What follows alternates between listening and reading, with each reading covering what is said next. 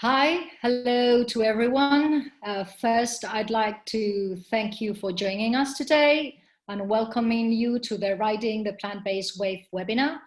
This is one of a series of webinars we have been hosting at Eatable Adventures for the last weeks, where we discuss about the hot topics around the food tech ecosystem with the most relevant access from the industry. At Eatable Adventures, we believe that the startups are the one leading the way by creating innovative solutions to transform how the food is produced, transformed, and how we consume it. We connect the most disruptive food startups with corporations and investors, developing in this way the right collaborations with the mission of building tomorrow's food companies.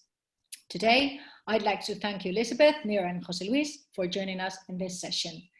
We will listen to the presentations and then have an open dialogue between the panelists. This session will end with a Q&A sections where all of you joining us will have the chance to type down your questions in a button you will find at the bottom of your screens.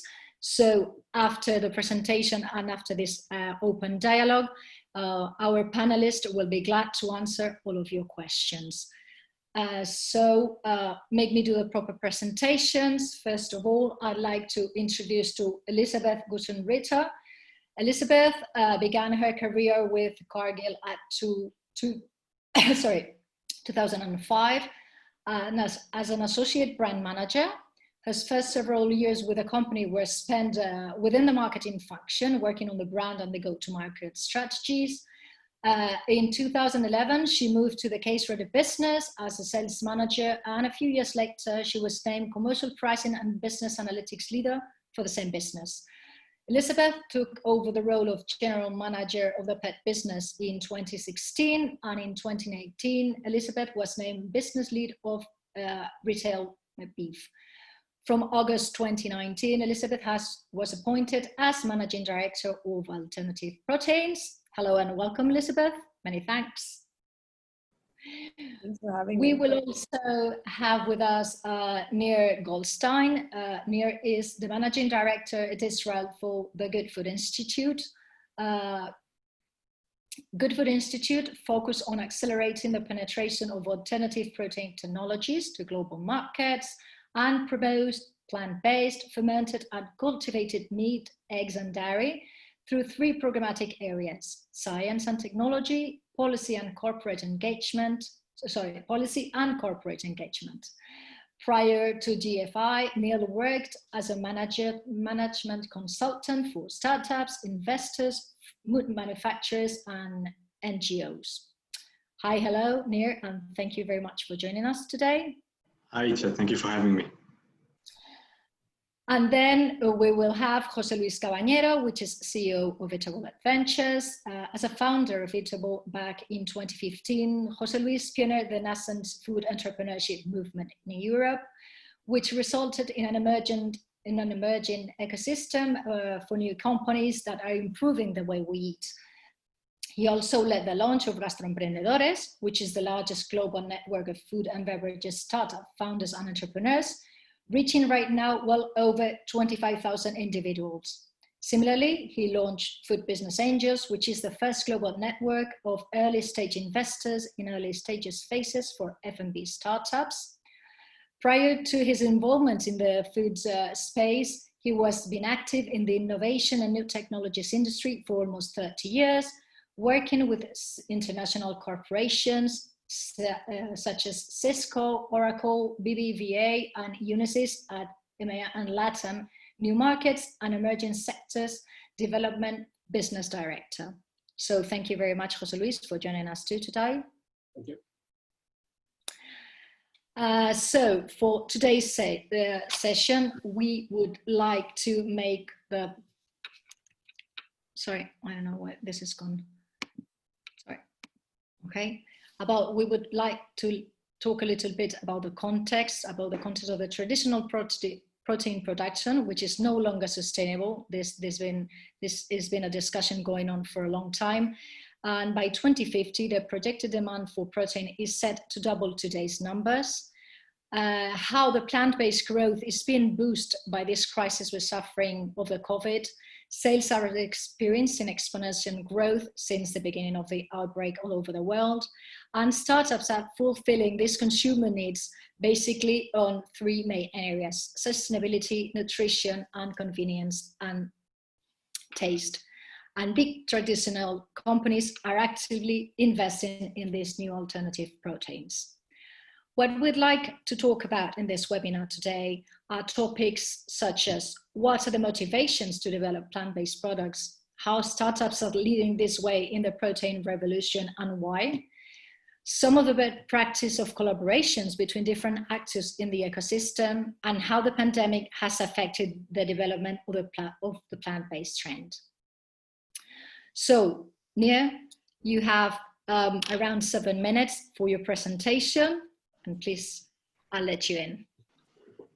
Thank you so much, Itzia, and thank you for the great introduction. So the Good Food Institute, globally, we are working to harness the power of food innovation in markets to accelerate plant-based and cultivated meat, eggs, and dairy, so basically alternatives to animal-based products in order to promote sustainability, health, and a just food system. If you could please go to the next slide. So as you mentioned, we have three programmatic areas around those three technologies. The first is science and technology. We are working with scientists all around the world in order to promote research around this area. We also teach several courses around the world and fund research. We have funded over 30 researchers around the world, and you are welcome to see them on our website. And we also have resources for students, which I will elaborate on soon. Additionally, we are doing a lot of corporate engagement. So if you're a young startup, a company, or an investor, we have resources and services that might fit you. And last but not least, policy. We are working with governments all over the world in order for both increasing the funding for alternative protein research and in order to make the go-to-market smoother for those products, so namely labeling or food regulation, which is sometimes a really big hurdle. The Good Food Institute is a non-profit organization, so all of our services are free of charge.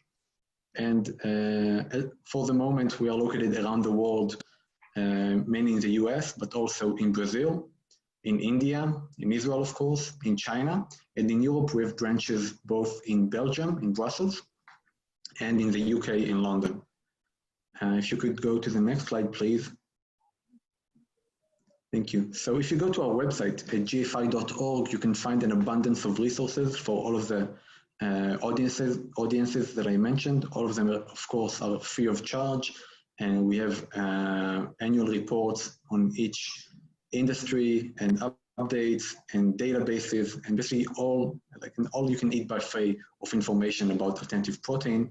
And if you will go to the next slide, please, then this is what our website looks like. And if you hit resources at the top, then we have information set for entrepreneurs, investors, life science companies, policymakers, scientists, students, and the food industry. So basically, all you need to know about alternative protein, it's a really good place to start. And if you will go to the next slide, please, then these are the services that we offer to the industry. So again, a lot of information, including syndicated retail sales data. About every quarter, we publish retail data from the US and also other places in the world where we are working. We also have restaurant rankings, consumer insights. If you want to know how to market your product, then you have a lot of information available over there as well. And more information for the industry. And if you could please go to the next slide.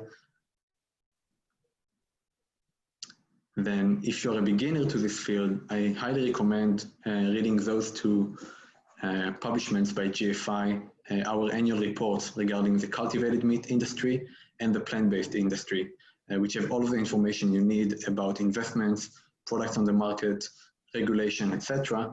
And soon we will publish another state of the industry report regarding fermentation. So more to come, hopefully later this month. And if you're a scientist, if you could go to the next slide, please. Then we have a lot of resources for you as well. First of all, funding opportunities, both from GFI, but also other funding opportunities around the world that are funding research. So you can look that up as well. Technical seminars. We have an alternative protein community. This is a global community. It's called GF Ideas.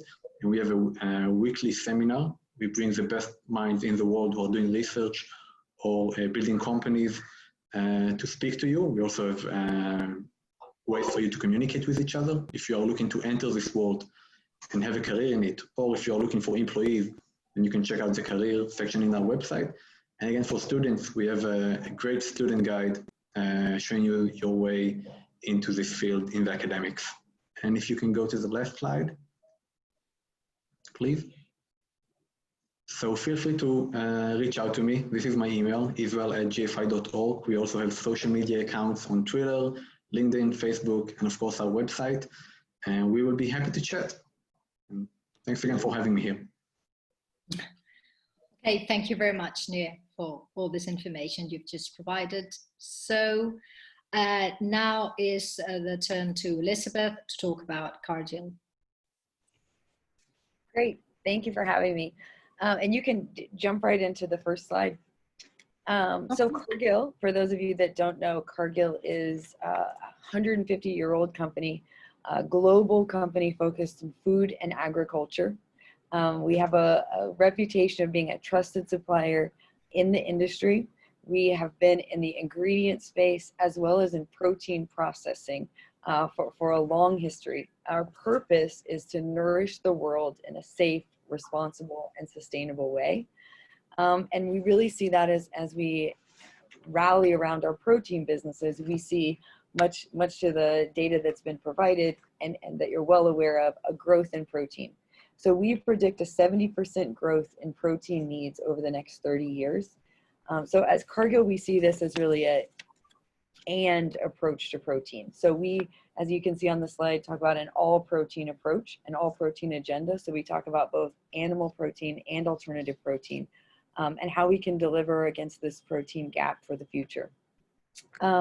We, as Cargill, have segmented different pieces of our business. We have an animal protein business, an alternative protein business, and recently, over the last couple of years, we've invested in cell-based technology as well. We work across the supply chain in order to meet this need, both for our customers and for consumers. We've seen recent trends increasing consumption across protein as a whole. We see this globally, and we expect this trend to continue. As we've entered, like my position as it was talked about, I recently took on the role of the alternative protein space over 6 to 9 months ago. This is really Cargill's entry into finished goods alternative protein.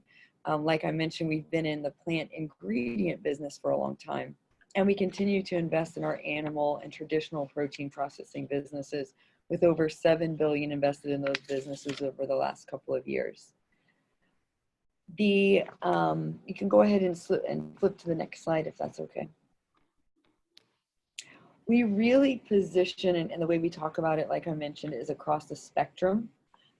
We talk about the traditional protein business, like I mentioned, and then the adjacency one is really the combination, a blend, if you will, of an animal protein and a plant-based protein.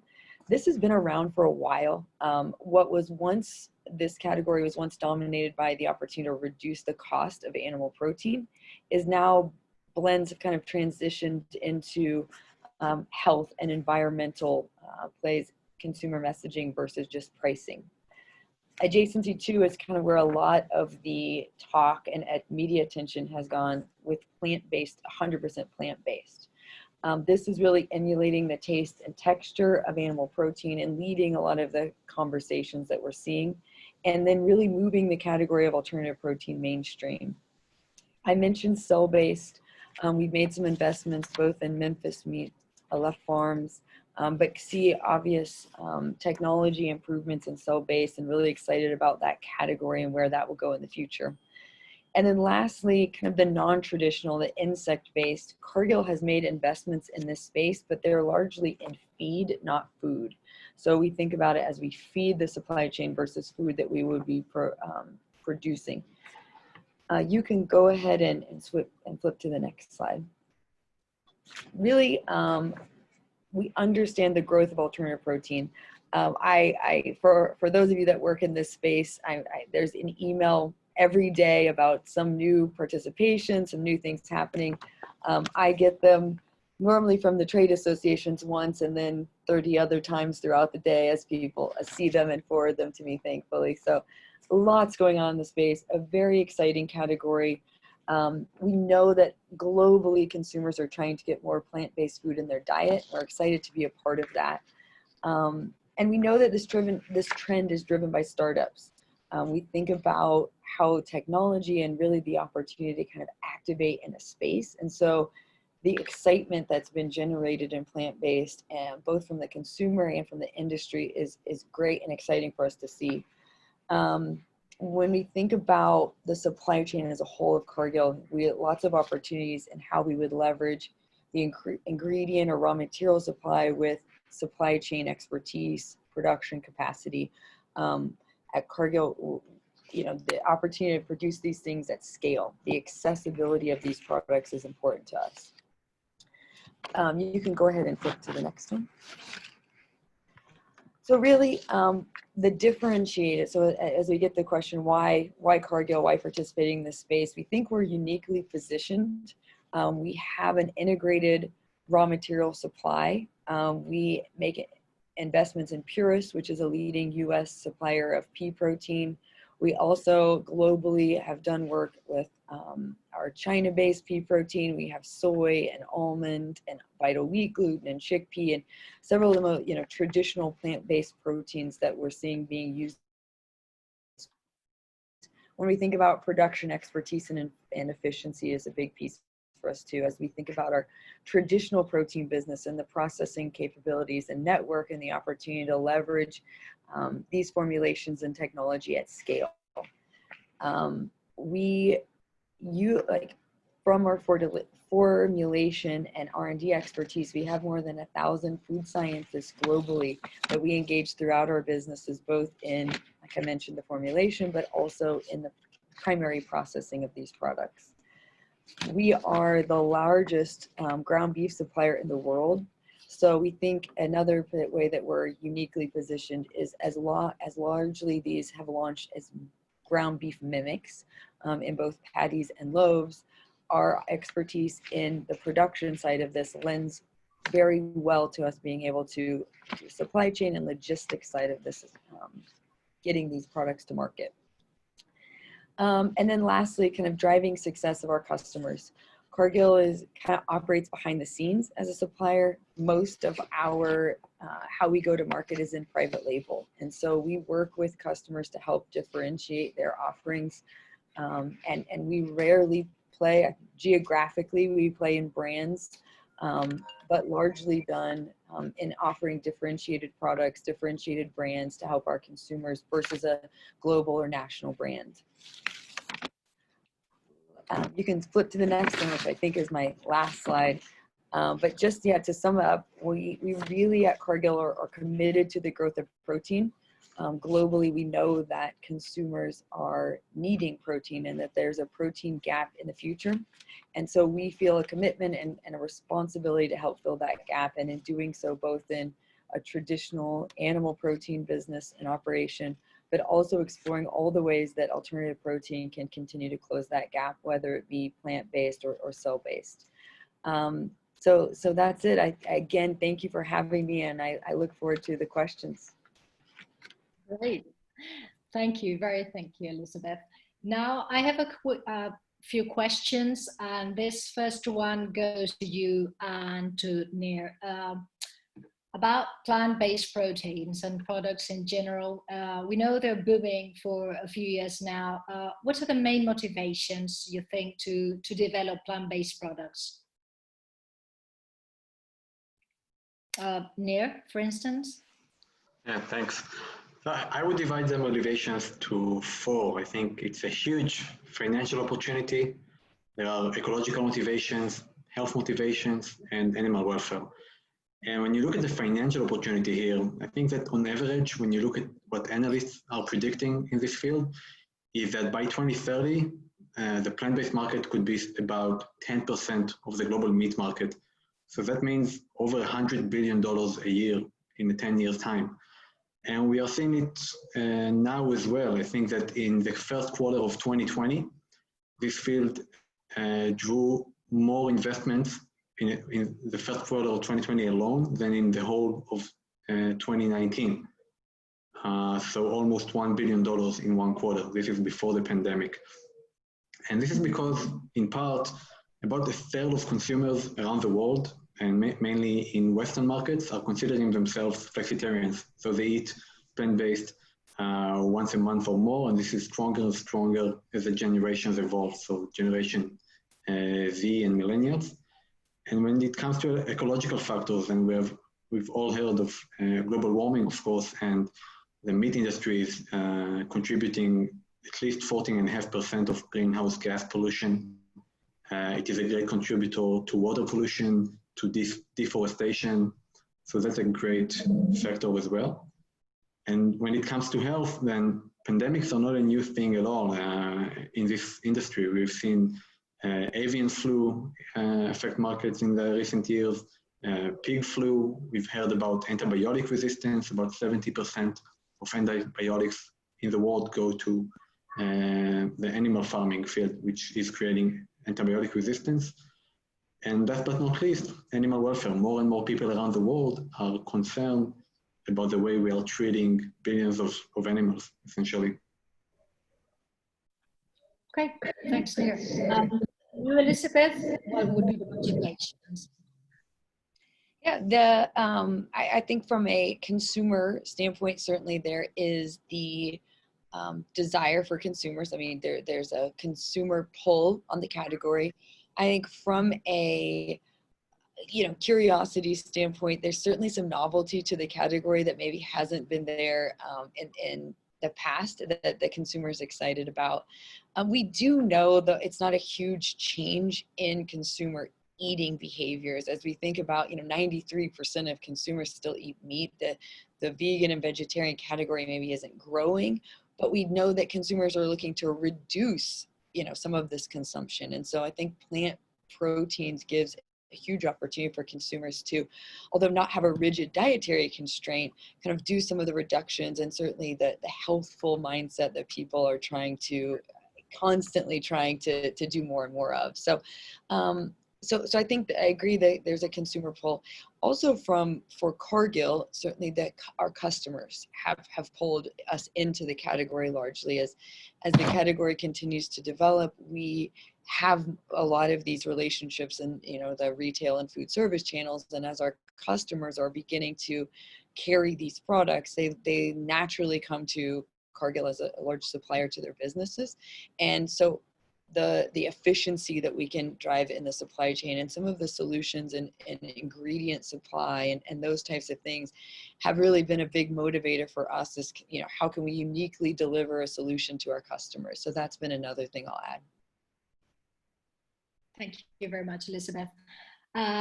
Just a quick reminder to all of the ones attending the webinar that you can post your questions in the tab you have at the bottom of your screen. So we will be answering all of them after this short discussion between the panelists. For all of you, both Elizabeth, Nir, and Jose Luis, including Jose Luis too, we know that the majority of the innovation is coming from the startups instead of on the industry. Why do you think is that? Are startups more innovative? Can they assume bigger risks? Jose Luis? If you want. Or Elizabeth. Yeah, sure. That long pause everyone gets as we all fight over who gets to answer first. Coming from, working for a large corporation, the startup mindset and startup culture is so attractive and exciting. I feel like we're trying to do a lot of that within Cargill. And it's not always easy. I mean, size, I think, is a detractor when you think about how quickly and agile you can move. Really what I think that the leading part is really around structure. I mean, these smaller, agile teams that are really kind of mission driven, the ability to take risks. the traditional players in the space, Cargill being one of them, are fast followers. It's a, I think, culture that we, would like to have. The team that I work on here at Cargill is certainly trying to be as startup minded and oriented as we can. And so interjecting that mindset into our business, while also certainly we understand the benefit that we have from, the scale and the resources of an incumbent. So I'm excited to see the innovation that's happening, the clusters of innovation. I mean, Israel, there's whole countries that are kind of establishing these innovation hubs, which is really exciting to watch. And even in the private sector, the US and Brazil and the startup and the real excitement in the category has been great. And I think it's largely driven by culture and that innovation, the structure that's able to be accomplished in the startup versus a much larger corporation. Mm-hmm. Totally agree. And Nir, for instance, what's your viewpoint around this? I think food tech as a whole is a pretty new concept. I think innovation is really starting to boom in the food industry in the past decade, maybe 5 to 7 years even. And also the extent of the innovation that is needed in this sector is really significant. A lot of it has to happen in the academy or in startups because the core of the innovation is so far away from the core business of many of the big food companies as of today. So it needs to happen in a form of an open innovation. And we also have to keep in mind that this is still a very high risk, high gain game, and it's not always very suitable for the business model of a lot of big food companies. I make a different perspective. I believe that startups basically try to fulfill a new market demand from consumers. And the best way to do that is through innovation. And the other element they need to have is speed. They need to be able to produce and bring those innovations to market much faster than what an established company would ever do. So that's why we see them moving very fast. And simply innovation and speed are the tools for survival for these small companies. And that's the reason why they are so efficient in the market. And I agree with Nir about the advantages and the benefits of open innovation, providing, like Elizabeth mentioned, these new practices, this new way of working to large corporations. I think it's also important to note that all of the big 10 meat companies in the world now have invested in this field of alternative protein. And most of them also have already launched some plant-based products. Mm-hmm. Yeah. Great. So coming to another question, could you give us, the three of you, an example of best practice of collaboration between different actors in the ecosystem helping the plant-based revolution? So for me, it will be the whole ecosystem. The plant-based ecosystem is quite unique, and you don't see this happening in any other segments. So we have large established protein companies getting into investing in startups, launching and developing their own products, like Nir was mentioned. It was 9 out of 10 largest meat companies. Universities like Berkeley are putting together alternative protein programs to create and educate students into the techniques and the best practices to launch startups in the field and new developments. Venture capitals are super verticalized, like investing in this segment, New Crop, Blue Horizons, and many others. Although those for me will be the leaders. And then not-for-profit organizations like the Good Food Institute that is basically promoting the whole ecosystem, education, connecting investors, etc. So the whole ecosystem is quite a paradigm, and I'm very sure that in a few years from now we will study this new development of a market in universities for sure. Mm-hmm. Super interesting, thanks. And Elizabeth, any best practice you'd like to share with us? Yeah, I would agree. I think the whole of the ecosystem has been really great to watch. The investments and speeding the technology to market. You know, I would agree largely with what was already mentioned. I think some of the thing I would add would be on the ingredient space, the raw material piece of suppliers innovating and breeding and production. It'll be exciting to see some of the technology that will come forth in just the protein itself. And then at the other side, the flip side, in cell-based, you know, as we look around bringing the cell-based product to market, I don't think we've even started to see that ecosystem really come together and how we can reduce cost of media and do a lot of different things from an R&D standpoint. So as much as I'm excited to see what's happening in plant protein, I think there is so much excitement left to happen in cell-based and leveraging the whole of that ecosystem. When you think about R&D in the space and how these partnerships can really come to bring those products to market. So, and then lastly, I'll say things like this, you know, bringing people together for conversations like this panel, and just being inclusive of protein as a whole and how we solve it. I think it's exciting to see and thrilled by the way that the ecosystem as a whole has developed.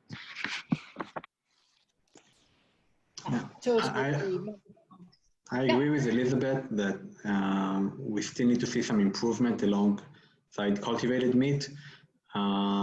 We definitely encourage more B2B action over there. And in order for that to happen, we need to build more trust. We see a lot of issues around IP when it comes to startups, and people need to be very creative around contracts in order to be able to collaborate in those very innovative fields. Regarding best practices, I think it's even more interesting to talk about, I don't know if you can say, but worst practices. We've seen some big failures in the past few years in the plant-based area. Around two things mainly. One is scale. A lot of things that work on pilot scale don't work when you go with a big food manufacturing facility. Taste, texture might vary significantly.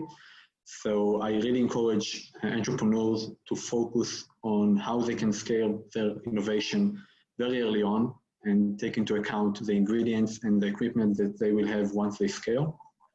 The second thing is that you really have to respect your consumers. Even though the product might be alternative or plant-based, it doesn't mean the consumers will settle for price, taste, or convenience. You really have to be very sharp with those because consumers will not settle for those basics. And I want to also say that there is not one way to collaborate in this very innovative ecosystem. We see that the ones that are making the most progress are the ones that are very bold, very outgoing. And this is because you have many entry points along the value chain for entrepreneurs that you can tackle. You can go along with academic research or with huge conglomerates like Cargill or Tyson or other companies, and every spot in the way might accept innovation. And if you are very early on in your process and you're looking for ways to enter this field, then I highly encourage you to take a look at G5's white space documents. And we try to highlight which areas still need a lot of innovation and are needed for those evolving industries. For example, if you go for plant-based cheese, then we don't really have a very good melting cheese, for instance.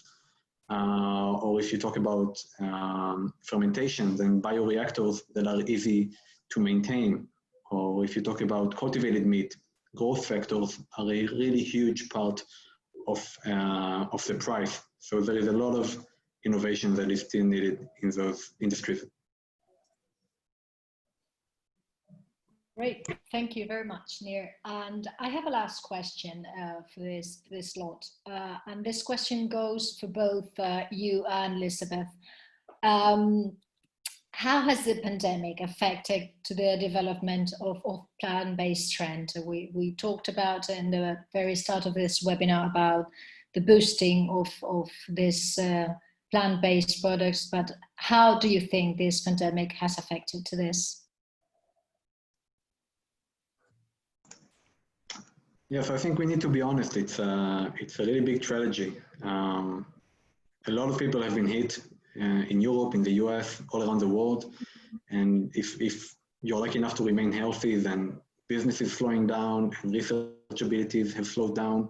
I know a lot of people who, they have to work from home and they don't have access to R&D equipment. They cannot work in their labs. Having said that, we do see that financially, there is still a very positive trend in alternative protein, both in terms of investment. A lot of companies have managed to raise significant amounts during the pandemic. And the most dominant example is Impossible Meat that raised $500 million within the pandemic. And also in terms of sales, then obviously food service all around the world have been hit severely. But when it comes to retail, we've seen growth of, I think, over 200% in many cases in alternative protein. And obviously, all of the retail section have enjoyed the situation, but alternative foods have jumped much more significantly than animal-based products, which have enjoyed a rise of about 40 to 50%, I believe, in sales. Oh, thank you, Nir. I would agree. I think for largely unchanged, I would say is kind of maybe the stance that I would take. We've seen, when we saw kind of the stock up of products, we saw alternative protein rise. As things have normalized a bit, we've seen alternative protein kind of not sustain maybe a higher level of penetration and purchase that a more traditional animal-based protein has seen. But still very, bullish the category. A lot of people are saying, consumers are saying when they come out, when the pandemic has passed and things return to the new normal, that this approach to a healthier lifestyle will be the focus. And so the positioning of alternative protein still fits every bit of that, the health aspect, the curiosity of new and proteins and their concerns and buying decisions that are affecting the behavior pre-COVID-19 will be what continues to promote the category following it as well. We've seen, for a couple of examples, we've seen pockets where customers have really leveraged alternative protein as a way to gain consumers back in. KFC in China, for example, is one where they launched a new chicken nugget really as food service operators were opening up, and it was a way to really get consumers back into the store. And so I think we'll see a bit of a mixed bag. We obviously saw some good retail sales. As things normalize, I expect it'll get back to a pre-pandemic level. We'll see still some really strong growth. It may lag a little bit in timing as consumers kind of figure out comfort eating and some of those things, but I think we'll see pockets of some really exciting things happen where people are using the category to really promote a return to a food service operation. So yeah, we're excited. I think the growth trajectory and where we expect the category to be is unchanged. Well, thank you. Thank you very much to both of you. I have a few questions that our attendees have been posting while we were talking, and I'm going to read them out loud so any of you can just answer them live. There's one attendee asking, for a development of a plant-based product, which product is going to be more interesting for the consumer? A meat-like product or just a veggie one? We've seen, veggie products have been around for a long time. And so when we think about just interest for the consumer, I think what we've seen happen really with some of the leading competitors, that the meat-like, really mimicking the experience of a traditional animal protein eating experience, has been what's garnered the most interest. I think we'll continue to see that for quite some time, is my personal opinion. But I believe that I agree. Many products intend to mimic the actual meat products, but some of them are missing the protein load. So something that is very important is to create products that mimic a burger, mimic a sausage or grind meat or whatever, but with a strong protein content. That is actually what the consumers are demanding.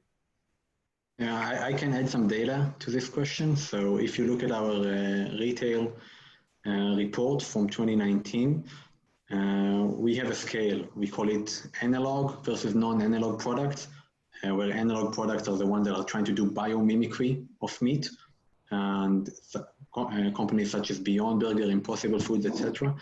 And we see that by far analog products are winning. Out of about $900 million of plant-based meat sales in the US in 2019, about $700 million have been analog products, and they've enjoyed an increase of, I think, about 20% only in 2019, while non-analog products, the ones that do not try to imitate meat, only have a share of about $140 million, if I'm correct, and they have suffered a decrease in market share of about 5% in 2019. Great, thank you. We have another question regarding sustainability. It says, how do you think is it going to be the transition into plant-based proteins in terms of sustainability? Deforestation for new plantations is a huge problem. Oops. So again, if you are interested in this field, we have research around the sustainability effects of plant-based meat, and we have examined the products of about 10 companies, and you can see that across multiple categories about water use, land use, greenhouse gas emission, all of them, plant-based products are more efficient by about 90% when compared to animal-based products. So by far, sustainability is a huge gain when it comes to plant-based products. And just keep in mind that, you know, in order to get 1 calorie out of a cow, for example, you need to feed the cow 24 or 25 calories. And in order to get 1 kilogram of meat from a cow, you need to use something like 15 tons of water. So again, by far, this is a more sustainable option. Okay. Sorry, I don't know, Elizabeth, if I...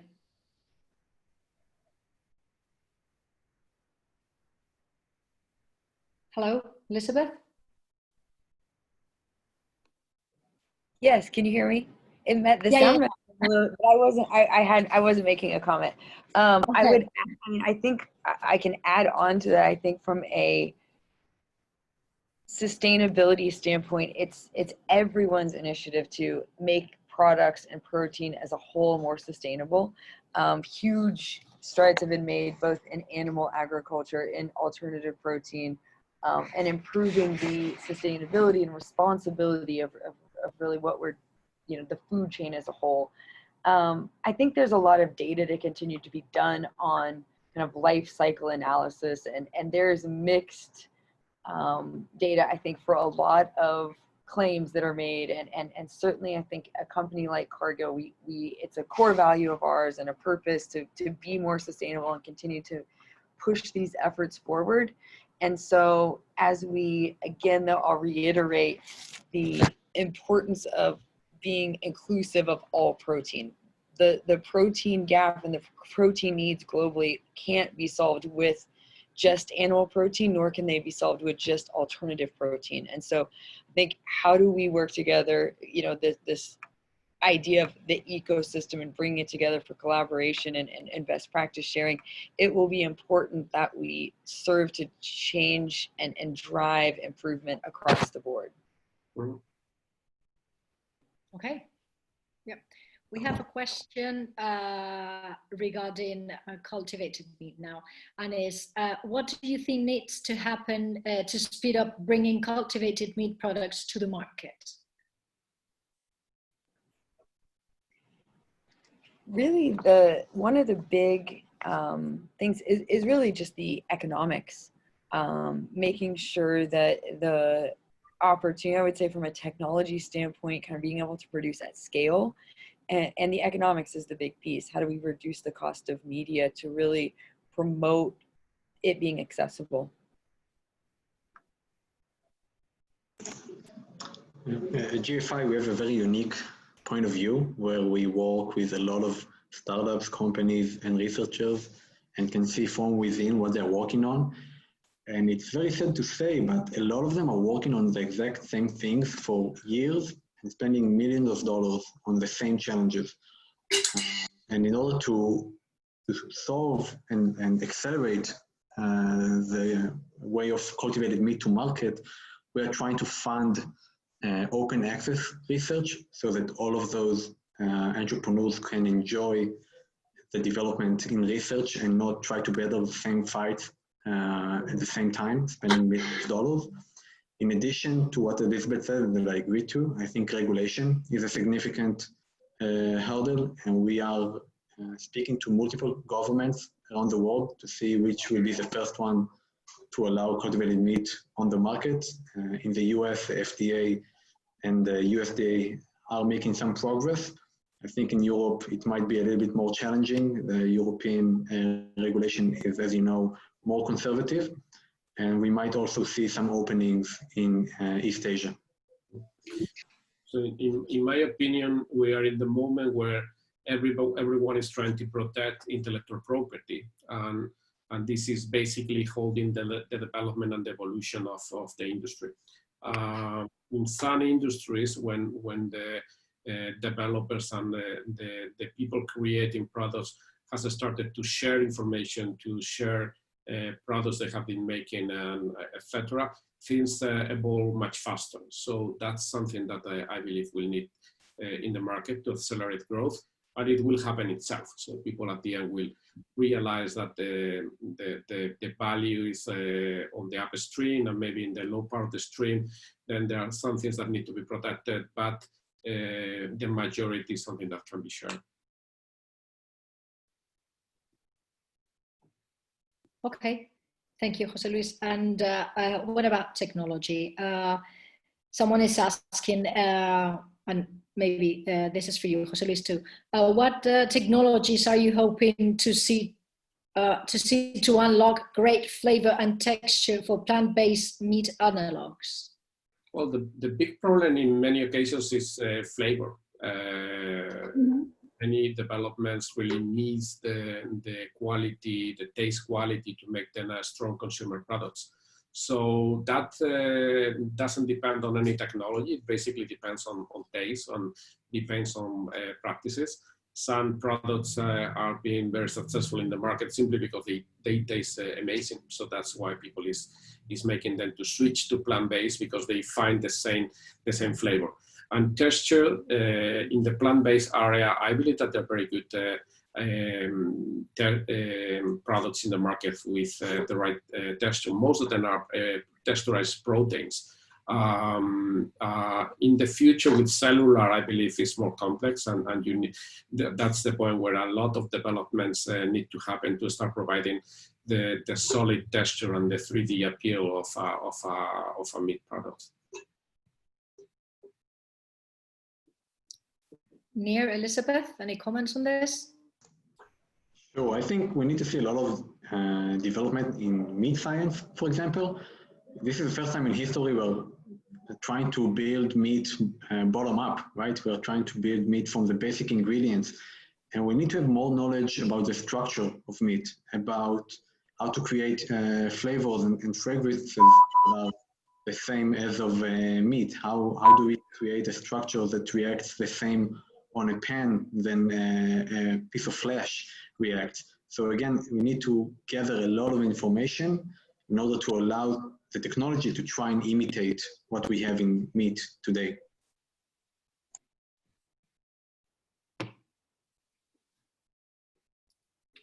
Elizabeth? No, I agree. I agree with what they've said. I think there's a world of opportunity to improve how these eat and perform. And so I I agree with what's been said. Great, thank you. I think we have like a couple of minutes for another question, which I think it's really interesting. It says, some meat substitutes in the markets are highly processed and recipes are not clean at all. Still, they seem to be quite successful. Do you think this paradigm will change? I think the expectation for healthiness and healthfulness will change. I do. I think that there was certainly excitement for the category that kind of overlooked long ingredient statements and some processing. I mean, we heard from consumers, no GMOs, and then there's GMOs and things being done in the category that are improving eatability and things like that. So I think that where we've seen kind of these products be today will get increasingly better over time. I think we'll see the technology improve to the points that were made around just, the advancements that will be made in the category as far as meat mimic goes. I do think they'll get far more nutritious. I think the labels will become shorter. The ingredient decks will be cleaner. I do think all of that will happen. I don't see the consumer necessarily throwing out everything that we've come to expect from them as far as clean label and nutrition. I think we'll have to rise to the occasion within the category to deliver on the consumer need. I think we need to acknowledge the difference between what consumers think or say they want, and then how they behave actually. And if you take a look at our consumer research, then you see that the top 3 elements in the purchase decision are price, taste, and comfortability. And those are the really big factors that manufacturers should go after. Having said that, this is a great opportunity for innovation. So if you find a way to make products more appealing for this sector of the public that is looking for less processed products, then this is definitely a segment that is evolving nowadays. Yeah, I believe that consumers will realize about the need of cleaner products. At the moment, I don't think they are at that stage, but that will eventually happen. Mm-hmm. Okay, and I think we have time for the last question. As for the other questions you've been posting, if anyone would be happy to have them answer, please do not hesitate to write to our info account, which is info@eatableadventures.com, and we will be happy to share your questions with the panelists. The last question for the 3 of you. What agricultural areas need to be developed in order to sustain this evolution to plant-based proteins? Well, definitely the production of plants with high content in protein is important, and doing it in a way that is sustainable and efficient. There is a huge development in agricultural space right now and in technology. Many areas like robotics, remote management of crops, etc., will prove very, very, very important. I know that Cargill has some good activity in that area. So Elizabeth, you will have a good opinion on this.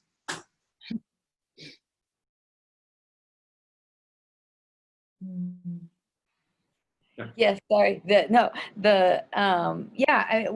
want to view this as a whole.